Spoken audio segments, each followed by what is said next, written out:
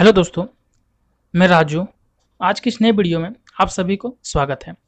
आज इस वीडियो में डिस्कस करने वाले हैं कि रेलवे ग्रुप डी जो साइंस का आपका जो सब्जेक्ट है, तो साइंस में आप मैक्सिमम कैसे स्कोर करें। मैक्सिमम में मतलब आप साइंस में ज़्यादा से ज़्यादा स्कोरिंग कैसे करें, जो आपका मॉक टेस्ट में एगो अच्छा स्कोरिंग हो सके और फाइनल एग्जाम में भी साइंस में अच्छा स्कोरिंग कर पाए। उसके लिए आपको 4 से 5 पॉइंट बताने वाले हैं। मैं अपने एक्सपीरियंस 2018 में मैंने कैसे साइंस को पढ़ा था, उसके कुछ टिप्स आपको मैं शेयर करने वाला हूँ कि कैसे क्या पढ़ना चाहिए जो आप साइंस में मैक्सिमम स्कोर कर सकते हैं। मैक्सिमम मतलब 25 आपका क्वेश्चन इसमें है, तो उसमें आप मैक्सिमम मतलब पूरा कर सकते हैं या फिर 20 से 22 तक भी जा सकते हैं। क्योंकि बहुत सारे दोस्तों का कमेंट आ रहा था कि साइंस कैसे पढ़ें, कहाँ से पढ़ें, कौन सा बुक्स बेस्ट है। इसके ऊपर मैं 4 से 5 पॉइंट आपको बताने वाला। अगर 4 से 5 पॉइंट ये फॉलो कर लिए तो आपका साइंस में जो है स्कोरिंग आपका बढ़ने लगेगा और मॉक टेस्ट में भी आप अच्छा स्कोरिंग कर पाइएगा। तो फिर वीडियो स्टार्ट करते हो। वीडियो को अभी तक अगर लाइक नहीं किए तो वीडियो को एक लाइक कीजिएगा और चैनल पर नहीं, चैनल को सब्सक्राइब कर बेल आइकन को ऑन कर दीजिएगा और अपने दोस्तों के साथ शेयर कर दीजिएगा। तो फिर वो 4 से 5 पॉइंट आपको बताने वाले हैं। अगर इसको आप सही ढंग से अगर जान लिए और फॉलो कर लिए तो आपका साइंस में स्कोरिंग आपका बढ़ने लगेगा। तो सबसे पहले देखते हैं कि साइंस का आपका योगदान कितना है। पहला पॉइंट यही कि आपका ये समझना होगा कि साइंस में आपको किस सेक्शन से कितना क्वेश्चन पूछा जाता है। जैसे इसमें आपका 3 बटा हुआ रहता है, फिजिक्स, केमिस्ट्री, बायोलॉजी। इसमें न्यूमेरिकल भी बटा हुआ रहता है। इसमें इन्वायरमेंट का कुछ पार्ट रहता है। तो इसमें आपको समझना होगा कि किस सेक्शन से कितना क्वेश्चन पूछा जाता है। तो सबसे पहले बात करते हैं, जो आपका 100 क्वेश्चन एग्जाम होगा उसमें साइंस का आपका 25% का योगदान है। 25 क्वेश्चन 25 मार्क्स का रहेगा। उसमें आपका फिजिक्स से आपका रहता है 8 से 10 क्वेश्चन। ये देखिए लगभग में है, कभी अप डाउन होते रहता है। कभी बायोलॉजी में ज़्यादा पूछ दिया, कभी केमिस्ट्री में पूछ देगा, कभी फिजिक्स में पूछ देगा, क्योंकि लंबा शिफ्ट में एग्जाम चलता है। तो फिजिक्स में 8 से 10 क्वेश्चन, केमिस्ट्री में 7 से 8 क्वेश्चन रहता है, फिर बायोलॉजी में 9 से 10 क्वेश्चन रहता है। जो बायोलॉजी में इसमें आपका इन्वायरमेंट भी शामिल रहता है। आपका इन्वायरमेंट मतलब इकोसिस्टम हो गया, इसका कुछ पार्ट आपको शामिल रहता है, बायोलॉजी में ही कवर हो जाता है। इसमें जो न्यूमेरिकल भी का बहुत बड़ा योगदान है।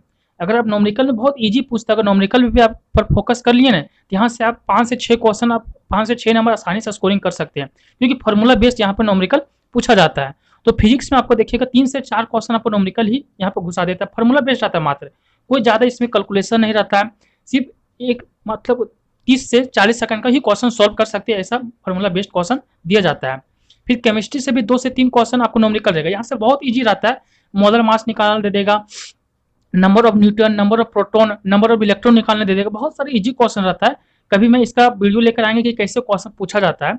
अब यहाँ पर देख सकते हैं, अगर न्यूमेरिकल की बात करें तो टोटल में अगर फिजिक्स केमिस्ट्री मिला के इसमें से आपका टोटल 5 से 6 क्वेश्चन आपको न्यूमेरिकल देखने को मिलेगा। 25 क्वेश्चन में आपको हर एक सीट में 5 से 6 क्वेश्चन, कभी केमिस्ट्री में 2 से 3 क्वेश्चन ज़्यादा रहेगा, कभी फिजिक्स में 2 से 3 क्वेश्चन न्यूमेरिकल आपको दे दिया जाएगा। और बाकी तो आपका जो आपका इधर रहेगा 20 क्वेश्चन जो आपका रहेगा वो थ्योरेटिकल तो रहने वाला ही है। ये हम लोग देख लें कि किस सेक्शन से कितना क्वेश्चन पूछा जाने वाला है। अब जो मेन इंपॉर्टेंट है दूसरा, आपको बहुत लोग ये गलती कर रहे हैं कि जहां उस वीडियो पर ज़्यादा टाइम वेस्ट कर रहे हैं बाकी सेल्फ पढ़ने के बजाय, जहां पर ये उस वीडियो में कहा जा रहा है कि आप 100 से 200 क्वेश्चन कर लीजिए, साइंस आपका कवर हो जाएगा। ये गलत फहमी में बिल्कुल भी ना रहें। आपको कोई भी जो है 100 से 200 क्वेश्चन एनटीपीसी में अगर कोई भी एग्जाम दिए होंगे या फिर नहीं दिए होंगे तो आप देखिए, उसका एनालिसिस देखें तो उसमें जीके का कैसा पूछा जा रहा है। 100 क्वेश्चन 200 क्वेश्चन पढ़ के जाने वाले से किसी से कभी नहीं होने वाला है। इसलिए आपको बिल्कुल भी 100-200 क्वेश्चन में आपको टाइम वेस्ट बिल्कुल भी ना करें। वैसे वीडियो से आप जितना दूर रहिएगा वही आपका बेनिफिट है। आपका 100 से 200 क्वेश्चन या 1000 क्वेश्चन या 10,000 क्वेश्चन कर लेने के बाद भी आपका जो आज साइंस में अच्छा स्कोरिंग नहीं कर सकते, जब तक आप इसका कॉन्सेप्ट थ्योरी नहीं समझ में आएगा। इसलिए ये सब वीडियो से आप बिल्कुल भी दूर रहें। और इसमें सिलेक्शन आपको ये बिल्कुल भी नहीं दिलाएगा, ये आपका झूठ का दावा दे रहा है। और जो तीसरा पॉइंट आपको बताने वाले हैं, इसको आपको ध्यान से सुनिएगा। बहुत लोग सिर्फ ऑब्जेक्टिव बुक का फॉलो करते हैं। जैसे एसपीडी का जो आता है साइंस का जो प्रीवियस ईयर क्वेश्चन, या फिर मान लीजिए जो भी आता है यूथ का आता है, सिर्फ वही सब बुक फॉलो करके मतलब सोचते कि एग्जाम में पास हो जाएंगे। देखिए आपका ऑब्जेक्टिव बुक आपका बाद में है, ये आपका लास्ट टाइम आपको पढ़ना चाहिए ऑब्जेक्टिव बुक को। आपको ऑब्जेक्टिव बुक पर ही डिपेंड नहीं रहना है कि मैं इसमें साइंस में जो है 25 में 22 नंबर 24 नंबर स्कोरिंग कर सकते हैं। इसमें यहाँ से आपको साइंस में बिल्कुल भी अच्छा स्कोरिंग नहीं हो सकता है जब तक आप इसको कॉन्सेप्ट को नहीं समझिएगा। तो वही जो चौथा पॉइंट वही बताने वाले हैं। जैसे कि मान लीजिए क्वेश्चन पूछ देगा कि जड़त्व का नियम जो है न्यूटन के कौन से नियम को मतलब बताता है, तो न्यूटन का जो फर्स्ट नियम को हम लोग जड़त्व का नियम भी कहते हैं। ये हम लोग जान जाएंगे, ये ऑब्जेक्टिव से पूछ देगा, ये तो हम लोग समझ लेंगे। लेकिन इसके अंदर के जो क्या क्या है उसके नहीं समझ पाएंगे ऑब्जेक्टिव से।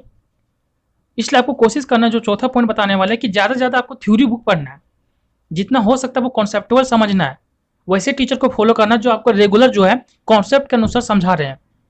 फिजिक्स, केमिस्ट्री, बायोलॉजी आपको कॉन्सेप्ट के थ्योरी के साथ आपको कंप्लीट करना है। बाकी थ्योरेटिकल तो बहुत सारे बुक आते हैं, जैसे लुसेंट का बुक है, जो साइंस का बुक आता है, बेस्ट बुक है एक, उसको आप फॉलो कीजिए साइंस में, वहां से एक क्वेश्चन भी आपको बाहर नहीं देखने को मिलेगा। तो लुसेंट जितना हो सकता है कॉन्सेप्टुअल समझिए, थ्योरी बुक को ज़्यादा से ज़्यादा प्रीफरेंस दें, वहां से आपको ज़्यादा क्वेश्चन आपको फंसेगा।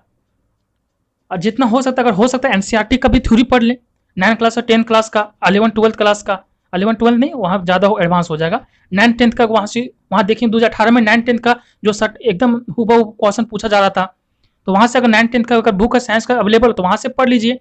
नहीं तो अगर लुसेंट में तो दिया हुआ है, लुसेंट को आपको एक थ्योरेटिकल बुक, आपको कोई भी एक बुक को फोकस करना है, आपको बाकी हजारों बुक पर नहीं भागना है। वही पांचवा पॉइंट बताने वाले हैं कि आपको एक ही बुक को बार बार पढ़ना है, आपको 10 बुक में नहीं टाइम वेस्ट करना है। अगर लुसेंट को पढ़ लिया, उसको एक बार और पढ़िए, दूसरा तीसरा बार पढ़िए, चौथा बार पढ़िए। ये जब थ्योरिकल बुक पढ़ लीजिएगा, उसके बाद आप ऑब्जेक्टिव पर जाइए, उसके बाद आप जो यूथ का साइंस बुक होता है उस पर आपको ध्यान दीजिए। तब आपका देखिए, जब थ्योरी पढ़ लीजिएगा तब देखिएगा क्वेश्चन जो अपने आप जो है बनने लगेगा। आप सोचिएगा सिर्फ ऑब्जेक्टिव करके हम सभी क्वेश्चन अगर बन जाए तो वो सब बिल्कुल भी नामुमकिन है, क्योंकि आपका थ्योरेटिकल जब तक समझ में नहीं आएगा और थोड़ा सा क्वेश्चन अगर घुमा दिया तब वहीं पर घूम जाइएगा। जो लास्ट पॉइंट है कि अब अगर थ्योरी अगर समझ में आ गया साइंस में, तो ज़्यादा से ज़्यादा कोशिश कीजिए प्रीवियस ईयर क्वेश्चन लगाने का।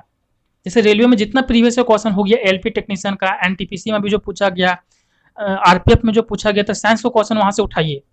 जेई में जूनियर इंजीनियर में पूछा गया था।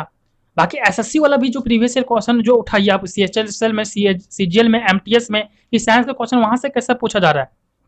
इस मार्केट में बहुत सारे बुक अवेलेबल है, इस क्वेश्चन तो आपको मार्केट में मिल जाएगा, वहां से आप उस क्वेश्चन को हुबहू करके आप साइंस को वहां से देख सकते हैं कि कैसा क्वेश्चन पूछा जा रहा है। लेकिन सबसे ज्यादा प्रेफरेंस रहना चाहिए आपको थ्योरी बुक में, कि थ्योरी आपको कैसे समझे, कॉन्सेप्ट कैसे क्लियर करे।